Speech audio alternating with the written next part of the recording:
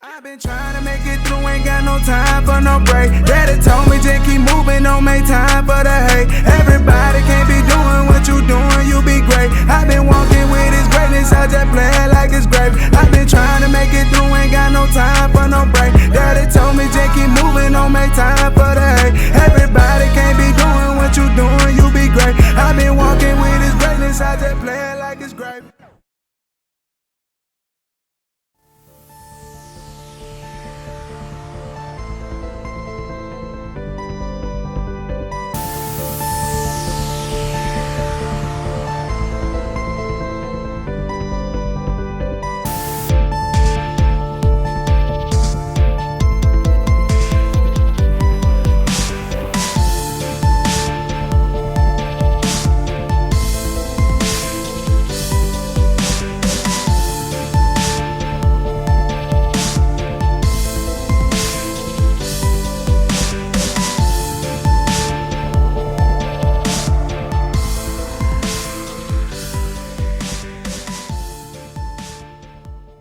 Hey guys, welcome back to another episode of COSAS BUENAS. Today I am here with the Lex Nykole. I'm going to let her introduce herself, tell us a little bit about her business, and then we're going to jump right into the interview. Hey y'all, my name is Lex. I'm the owner of Lex Nykole, lexnykole.com. I'm also the designer and the only person behind Lex Nykole.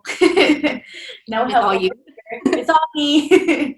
I'm from Dallas, Texas, born and raised. I'll probably stay here for as long as I can. And I've been designing since I was in high school, so for like 7 years. But I just started taking it like seriously a couple of years ago, so I'm not, Shoot, you're doing well, girl. You're doing well. So one thing that really caught my attention about like her work is very authentic and unique. Usually if I'm scrolling down my feed and I see a picture, I can pretty much pick out the ones that are hers, and I like that. Like, it's a good thing. Like, she truly does her own thing, and that has always stood out to me. And like, I love seeing people thrive and you know what they love. You never know what you're gonna come out with, and like, I love that. Like, that's what keeps me following you and keeps me interested. And not only that, but the quality of your work seems really, really well. So how did you get started? You said you started in high school, but what's the story there? So I did take sewing classes, just like an elective. And by the way, before I even, thank you so much for even noticing my work and like, you know, like, cause you know, yes, it's amazing that other people see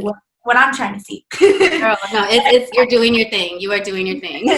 But yes, in high school, I didn't even really take it seriously. I've never really like started sewing. I don't know anybody like in my family. Like, some people may have a grandma that like sews and stuff. But I just like went out on a limb and was like, okay, I'm gonna take fashion design because I've always loved to stand out and like be different. And most of the people that know me from high school or, you know, grade school, whatever, could probably say the same. That I never put boundaries on like what I was supposed to wear. I would actually get in trouble in school a lot. Yeah, for like what I was wearing. Dress code, what is that? Like, code, yeah. I did not follow rules. That was 7 years ago. I only took this seriously like a couple of years ago, whenever I was like, I don't want to work for anybody else, and I wanna make my dreams come a reality and like my visions become a reality. So I feel like with my brand, I do have a clear cut, you know, vibe that I want to go for. Obviously, it's mostly 90s and early 2000s inspired. I hate to be cliche, but come on, it was like the best time for fashion, you know? And so, you know, the people that inspire me today, but a lot of them are 90s, you know, creatives. that's one thing I like about following you, that the stuff you post, it's just like pictures you haven't seen in a long time and like styles that we've kind of forgotten about. And I think I'm 26. I don't know if we're around the same age. So that was like back when I was like middle school, high school, and it's just like nostalgic, but in a good way. Times were so much better. If I could be born in the late 70s or mid 70s and, you know, grow up in the 80s, 90s, I couldn't ask for a better life. You're like, in a heartbeat. So you mentioned a little bit that you started back in high school and you just kind of started taking it seriously a couple of years ago. This wasn't one of the questions, but I'm just curious, what caused that shift in you from it being a hobby to like, okay, this is, I think, what I want to do with my life? I feel like growing up, I was all over the place. Like, I played soccer, you know, I wanted to be a forensic scientist. Like, I never really knew, like, what could potentially make me happy forever. So it has been a struggle to, like, figure out, you know, what do I want to do for the rest of my life? It's a huge decision, you know? And I think taking that class, and electives are there for a reason, obviously, to help you, like, figure out what you want to do with your life. And, yeah, I mean, Sewing wasn't like my favorite thing to do because I mean it's tactical. There's a lot that goes on. A lot of details. I don't have the patience for it. I could barely sew a hole in my pants. Yeah, and that's one thing I had to learn, you know. But when the final product comes out, that's when I'm like, oh my gosh, like it's a high that I never want to jump off of, you know. And not only do I love designing, I like to creative direct as well, and like just like be a visionary and a creative in itself. And if I could get paid to do what I love, like why not? Definitely there's a vibe to all of your work, and I've noticed even just like over the last year or so, your sets and like your shoot, they've even grown. Just the little details. You'll have things, blow up dolls I wouldn't even have thought of. It goes with the setting and stuff like that, the backgrounds, like the outfit, even just the jewelry and stuff. Sometimes like your details are on point. They already were to begin with, but I've even seen like a lot of growth in that. The last few pictures you released, I was like, okay, all right, we're stepping it up every time. I know, that's what I want. I want to level up. Like I don't want, do not sleep on me. No. She will come out of nowhere. You're gonna be on your feet one day, like, oh shoot, like what is this? Yes, and I love it. I was like, being consistent. I've learned is things are so fast paced. Me being inspired by the '90s and the 2000s, this was a time when like, you could be famous for a much longer period of time, where you could have a one-hit wonder and be famous forever. Now it's like things are so fast paced and you got to be on your toes. People get tired of your like your music or your collections and things like that. But being consistent has been really tiring, especially balancing like a job, your work life and your life. And dang, I gotta post again today. I gotta like make sure people don't get tired. Let's speak on that a little bit, because I feel like people who do not really use social media, even like for business or like blogging or their own gains in different ways, it's pretty chill. They post when they want to post, what they feel like posting. There's not too much thought that always goes into it. But us both being people who post for reasons on social media, I don't think a lot of people realize planning and the work that goes behind it, and how even just like a week of you not posting anything can make a difference in like your engagement, people commenting. There's so many factors that go into that. As creatives, it's easy to get in funks, and it's hard to get put in a box of like, no, you need to put something up today. So there's definitely balance that comes with that. But then like you just mentioned, we have real life too. I guess, how do you manage everything? I mean, there's no perfect way of doing it or going about doing it. I remind myself that if I'm going to be on this planet, I'm going to be happy. And in order to be happy, like I need to be creative and do what I love to do. And so I just try to like remain positive, and with positivity brings positivity, with negativity brings negativity. And so I try to like remain on that track, because it's really easy to get steered off of it with just one little bad day or one little mess up in your day can steer you off the road that you need to be on. And I mean, you mentioned with one of your questions was like self-care.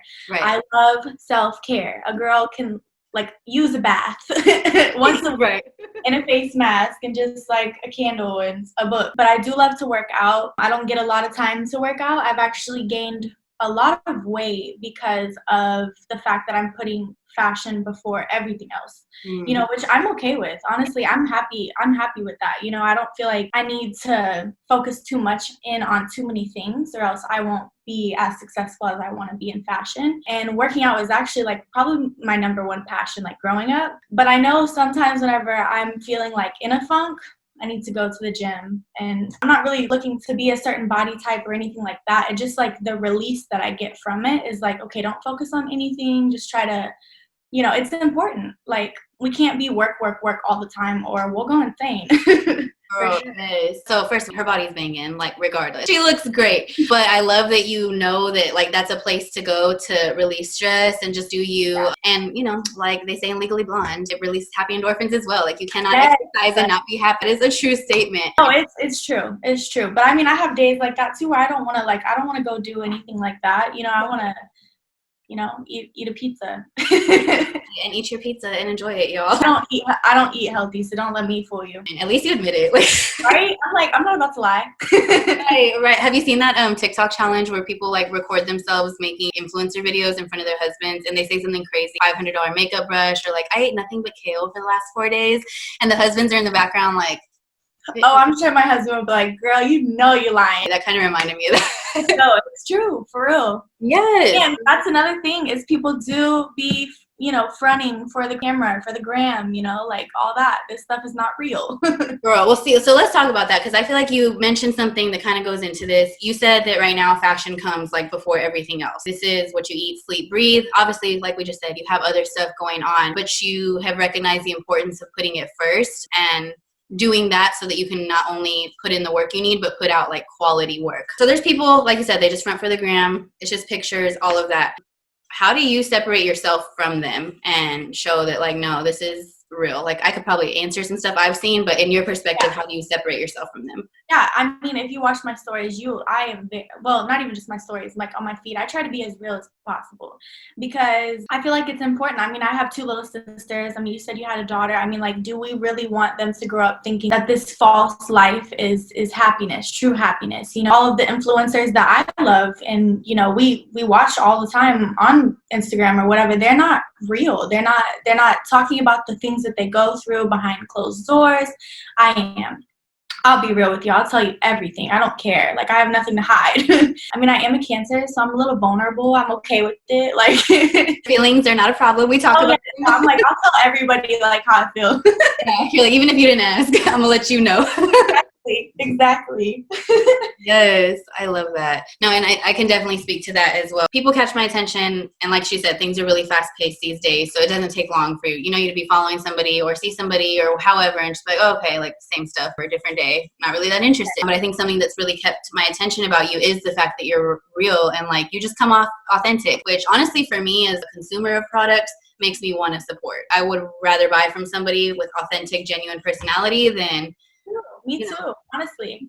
I mean, who would want to support somebody who just like fakes the funk all the time, like I want to know what you're about. Like, what do you support? Are you like a Trump supporter? Are you like, activist for, people out here struggling? And I do feel like the most authentic people have been through a lot in their life, like straight up, like any person that I've ever met and I've, they told me their story are always the realest ones, So I think that's what's cool about like people's stories and like being upfront about people's stories. There's so much more than like what social media may see. Yeah, and I feel like talking about it helps too. Holding things in is like not good for our health, and some people are too prideful to talk about like what they're going through when, thousands of other people are going through the same thing and might need some advice or guidance. Yeah. You never know how you talking about what you're going through is going to help somebody else, whether it be because they're too prideful or they're ashamed of what they're going through. A lot of times, like things that I've said or other people have said that have even touched me, it's like something so small, but it can like change the trajectory of somebody's whole day. And it just took you sharing it and posting it, or maybe just sending a text to somebody or however. Like it doesn't take much effort. I don't get me wrong. I don't say everything. I don't put everything out there. There's a little bit too much. One day I want to, whenever I have that platform, I would love to share everything. I totally agree with what you said too about just people who have been through stuff have some stories. I definitely am a believer that struggle builds character. I get it. Like the more you go through, the more you learn how to learn from it and become a better person. So I totally agree with that 100. Okay, so let's talk about your design style and just even your personal style if you want. Who are some of the people that inspire you? The list could go on forever. I love it. But I feel like Aaliyah inspires my style, but she's more of like, the tomboy, like, style. So I would say like, like Fran, Fran from like The Nanny. Love her style. Lil' Kim. Yes. It's everywhere. I'm all over the place, to be honest. But and Cher, oh my gosh, her outfits. Her like whole vibe, like hair, her whole vibe, everything was like, just yes. Yeah. And Destiny's Child, like their costume designer, amazing. And I really love like Thierry Mugler. I think I said it right. But his stuff is amazing. And one thing that I love about him and what really inspired me with his designs is that he creates a theme and a vision as well. You should definitely watch his fashion shows. They're so amazing. Like he had this one bug collection. It was like all outfits were inspired by bugs, and like so the whole runway, it was like the music, the everything, like the whole entire design was just like about bugs. And I was like, bro, yes, that's amazing to me. And it's different. Like I like how I know a little bit about him, definitely not as much as you, and really only because Kim Kardashian wore him. Yeah, Kim Kardashian, yes. Yeah, because that was the teardrop designer, right? Or like the wet outfit. Yep. And the blue one that she wore after too. Like, Ooh. and to be honest, I love color. I don't use a lot of like browns or like neutral colors, earth tones, because I feel like it's not as fun. But I know that like earth tones are like coming back right now, and I'm like, no, don't do it. No. You're like, no, they look cute. They look cute, but I'm just like, I'm so inspired by colors and prints and just cool, you know, what they used to say in the 70s, like, what did they say? Like not radical, but like oh girl, I know what you're trying to say, and I can't. whole style and everything is just like funky, I guess. Yeah. I feel like it's like unique to that time period. Like you can spot it and know, like, okay. Yeah, exactly. See, and me being a visionary, like I'm not very good with my words. You know, there's so many things like I'm picturing in my mind that I can't pour out. But understand me, you know, I'm all over the place. Like I grew up with ADHD, so like my focus is not like clear cut. I think like there's very successful people who have it. So shoot, Yeah, you're on the right track, girl. So it's been a struggle. Does that ever like bring you struggles with like your designing and stuff, or is like finishing projects or things really?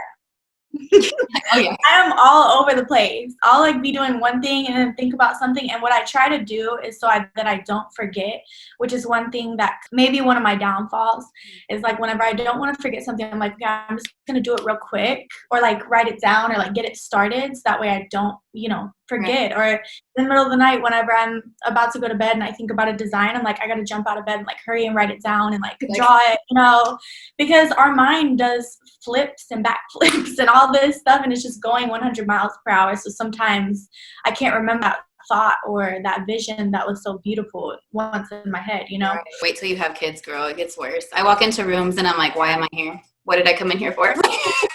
What challenges do you feel like faced along the way? I'm sure there's been a whole bunch, but what have been like the main ones? Teaching myself everything that I know, because I didn't go to school for it. You know, I didn't have like any financial help or anything like that, but I don't want people to feel sorry for me. Like I know that once I do get to where I want to be, I'm going to be grateful for it, because, you know, you can't appreciate like what you have if you've been given everything your whole life, you know? So once I get to that spot, I'm like, hey, I did all this by myself. I didn't have no help. But actually, I mean, I want to get to a point where I'm not too prideful to ask for help. I've done better at that because, you know, most of the successful people, like they had a little, you know, help. But yeah, being independent isn't, you know. Yeah, that's definitely a struggle in itself. And I feel like the bigger you get, eventually you're just going to like have to delegate stuff to other people. But right. I totally understand the sense of it being like your baby and you taught yourself everything. So you really, like, this came from like ideas to actions to lessons you had to teach yourself. And I'm sure that you learned along the way. Yeah. No, exactly. Probably a lot of mistakes. And I feel like people see someone good at something and just think like, oh, they've just always been good at it, whatever. But no, like you just said, you had to teach. And asking for help is not easy, y'all. It's not. I still hate asking for help. No, it's not. It's not. But I have gotten better from that. Like, and you know, having a mentor and like things like that.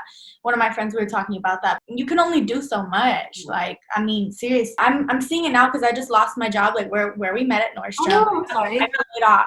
Yeah, COVID reasonings, I guess. And you know, I was crying. I was like kind of scared, but I left to work that day and I was like, this is like God's plan for real. I'm not a super religious person or anything like that, but like I believe in the universe with stars and all that. And I do feel like there's a path for me. There's a path for everybody, all of us. What I'm supposed to be doing is not working at Nordstrom, helping somebody else, you know, with their vision. I should be focusing on my vision. So I feel like this past week, you know, with content and everything like that, I've been like, come on, because now I have the time. Like, I have always worked a full-time job. I was even going to school part-time, working full-time, and trying to start a business. You know? So it's a lot. And when I was working full-time, I realized like I'm not really doing as much as I could for my business. It's just sitting around. Like, and so I feel like this past year, it's done a lot better than the year before because I'm working towards it. I'm not, you know, it's not going to just come knocking at my front door. So when you understand that, I feel like a lot of people are just waiting for like a miracle to find them. Some people are lucky enough to be overnight sensations, but the reality is, even if you see somebody who seems to be an overnight sensation, they've probably been putting in the work for like a really long time. I'm so sorry to hear that. Like, that sucks. One, when you said that, I thought of, so I listened to, I don't know if you've heard of him, E.T., the hip hop preacher. He has a podcast called Secrets to Success. He put out a podcast. They were talking a lot about like producers and consumers. There's people in the world who are producers. They're made to do stuff. And when you're not producing, like you feel inadequate. And you have your consumers, which all of us are consumers at some point. But people in a consumer mindset want to like sit at the table and just be like spoon fed and not have to put a lot of the work in. And they were saying that there's a lot of times that the people are producers, but they're working in a consumer environment, and it's almost debilitating. One of the guys, he used to play football, and he was like, we used to be producers. Like, I've been a producer, but at that time, I was a producer for my school and my team. I was producing, but I still didn't feel valid or like I was fulfilled because I was producing for somebody else. And that's kind of what I thought of for you, where obviously like working at your craft, but now you can produce solely for yourself and like you just said, not for other people. Yeah, I mean, like, honestly, it's funny because I bartended for most of my career. I've been working since I was 14, so, and I'm 24 now, so 10 years, and I'm tired. No, but tired of working for other people is what I'm tired of. But, I mean, working at Nordstrom, it's funny because I was less happy working at Nordstrom than I was bartending. And, you know, when you're bartending, you know, you go in at like 5, you probably work nights, and you get off at like 3. So I had all day to like sew and focus on, you know, my life. When I started working at Nordstrom, I would work like a 12 to 9, you know, and that's my whole day. So you don't have your morning, you don't have your night. I was also working in the section for more mature women. And it was kind of depressing. And nothing around me was really inspiring me. I don't go to the mall to shop because I don't feel really inspired at the malls. I feel like fashion has gotten a little bit boring. Not to hate on anybody, but most of the people that I follow me, they don't wear the things at the mall. So I feel like I may never even be in a mall, and I'm okay with that. To be honest, the clientele at the mall isn't who I'm trying to reach towards anyway. Yeah, my clothes are, you know, very risky and like it's for a special occasion. You want to look like a boss, so you're gonna wear Lex Nykole. Yes. Her outfits are like, they're just a mood. Your outfits are just a vibe. You want to stand out and you want to get stared at. Lex Nykole is the way to go. You got an ex-boyfriend that's gonna be at the party. You want to look good. Wear Lex Nykole. Your slogan. You know the way they do coconut oil for memes. Like, yeah, put Lex Nykole on. No, I would I'm down for that. Yes, I love it. So what has been your favorite part now that, you know, you've been running your own business? What's the best part of being a business owner? Not working for somebody else's vision. And working for my vision, and also like the happy customers that come back and like shop with me. Like that's what's like so heartwarming to me, is because I could have a bunch of people shopping my clothes but that don't come back, and the ones that come back, I'm like, you like my stuff, thank you. That really makes me happy. Also, whenever my vision does become a reality, is like the best thing ever. I don't know, when you go to work and you work hard, like you're sweating and you just feel like it's for nothing, you know, at these places like Nordstrom or a bar or wherever you're working, unless you know, love what you do and you want to do that. I would go home and I'd never really feel productive. Like, yeah, I made money, or, you know, just like you were talking about, like with the, you know, products and consumers, I felt that way, you know? And now that I'm doing what I love to do, and whenever I do get an order and she puts on the clothes and she loves it, it's like, ooh, I love this. Yes. It's like seeing your vision go from like the vision in your head to like seeing it on somebody else. And it's very rewarding because obviously, you know, you love what you create a lot of the time, but it's so rewarding to have somebody else truly love your work. For sure. What do you feel like sets you apart from others in your same field? I would say because I do create an entire vision, and I'm not just a designer, I'm also like a creative director. Like my last shoot was, you know, Tokyo Drift inspired, and Fast and Furious, one of my favorite movies ever. And like, if you watch like the before the race, like there's like a party and the girls are like in outfits and stuff, like that right there, I'm like, pause, okay, in my mind. That's what I love about, like, you know, my vision becoming a reality, is because sometimes it's hard for people to understand. Not that I really care if people understand, but like I'm all over the place, and sometimes, you know, I try to put my focus, you know, on a theme, on a vibe, you know, and not be too all over the place. And your vision definitely came to life. Now that you say that, I love it. No, go for it. Also, before I forget, one thing that sets me apart from other designers, other brands, is that I'm super inclusive. I love diversity. I've been around like a diverse group of people my entire life. And yeah, I don't like seeing the same people up and down a runway, no matter like people's size, shape, complexion. Like, I want them in my brand. The vision just becomes better when everybody just looks different.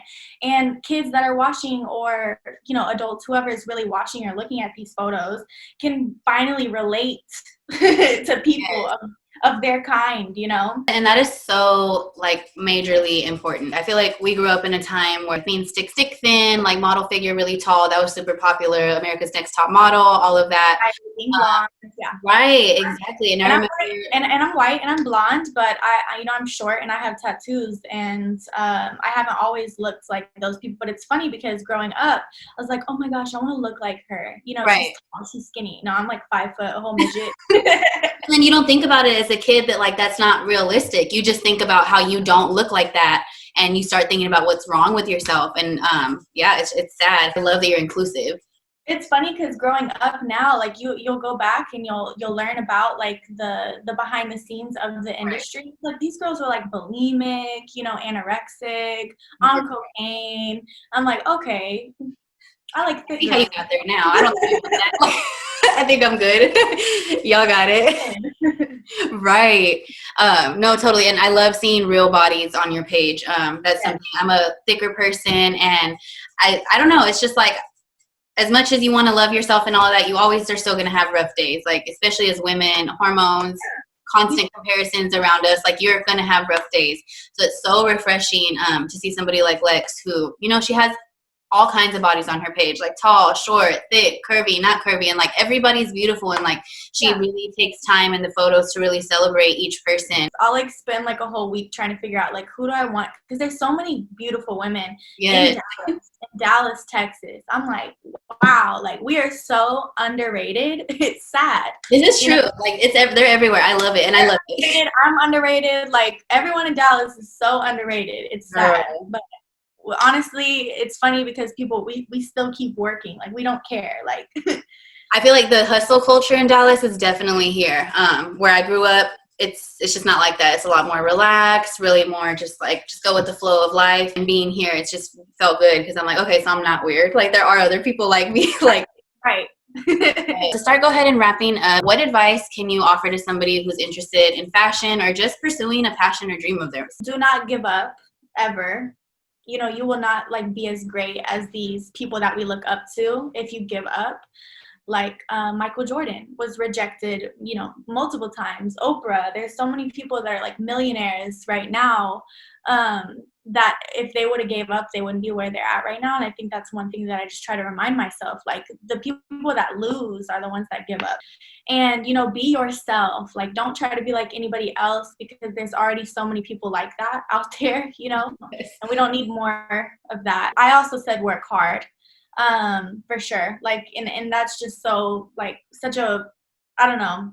It's not, work hard is like, oh, you know, she's just saying work hard. No, I'm serious. Like that's probably number one before anything else, because it's not going to be handed to you at all. And if it is, then good for you. I'm happy for you. And I think that's one thing that I struggle with. Like, don't, you know, I'm not over here going to act like, you know, I have it all together and I'm, you know, perfect. You know, I make mistakes every single day. I was actually sewing an order earlier and I made so many, I had to redo it twice. You know, I'm making clothes for women that have, you know, double D's, you know, curves, like, you know, yeah, sure, it would be easy to put clothes on skinny person, but yeah.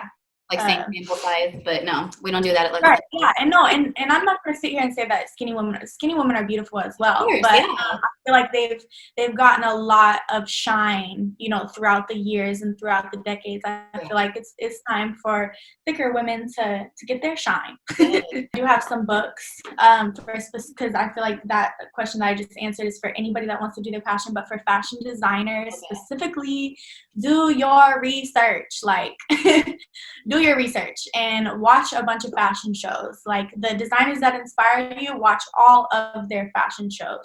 We are so lucky like to have like the internet. There's pros and cons to everything, but the internet has taught me everything I know. Literally, I wouldn't be doing what I love to do to this day if there was no YouTube, because YouTube is my teacher. But this book right here, I got water on it. So there's like some but this is on Amazon, and this tells you all the ins and outs of like being a fashion designer, you know, the bad and the good. It was the first book I ever read, and it talks about, you know, Alexander Wang and a bunch of other, Karl Lagerfeld, and like a bunch of other designers that are, you know, were super successful in what they do. And they talked about how like some of them were homeless, some of them were like, you know, out here like really struggling, you know. And I think that that's one thing that's super inspirational is like, not only am I, when I said I was super inspired by like everything, it's true. Like I'm so inspired by, you know, not just the clothes, not just the beauty of people and things like that, but also like the story in itself and like where it started and where it, you know, finished, because there's so much more. There's so much behind the scenes to everything. Oh, that's beautiful. And that's, I feel like even just as a creative, you can go out, have a conversation with somebody, go and freaking sit in the park and like something will catch your attention and Right. like a whole idea is born and like stuff like that. You have to be willing to see what's around you and be willing to listen to the beautiful stories around you. And there's a lot of beauty and a lot of things you can learn. And just a lot of growth and relationships that can happen from actually talking to people and listening. No, seriously. That's one thing that has probably inspired me more than anything is like people telling me their story and then being like, no, do not give up. Oh, I pulled it up, but this is Lex Nykole. It's a vibe. Fun fact, my mom, I think I would tagged you in that picture where I wore your mask and she like went to your page and she's like very conservative, just real chill, just very chill, mature woman. And she was like, who's this Lex Nykole girl? And I was like, oh God. She was like, I like her. Like she's different. I was like, oh, you like her? Yeah. Say that. I'm gonna send you a picture just so you see. But yeah, she was like, I like her. Like she's different. Like I like her. I was like, really? She was like, yeah. I was like, I like her too. I was like, hey. Oh, I love that. That just made my night for sure. Oh, good. I'm glad. My clothing and you know, I feel like one thing I've like really struggled with is like my family. I feel like they want me to be a lawyer, a freaking engineer, because nobody's graduated in my family. So I feel like that's like a 6-year expectations for me. Right. You know, I'm doing what I love to do. I'm not about to be no lawyer and no, you know, do something I don't want to do. Right. And you're happy most of all. Like you can tell you're happy when you talk about your work. Like you can tell it's your passion, and I think that's most important. Yeah. Okay, so social media, where can we find you? What's your handle? Oh yeah, and I'm also wearing one of my outfits. I don't know if you show us. I'm like, show us, girl. Yes. 7. Yeah.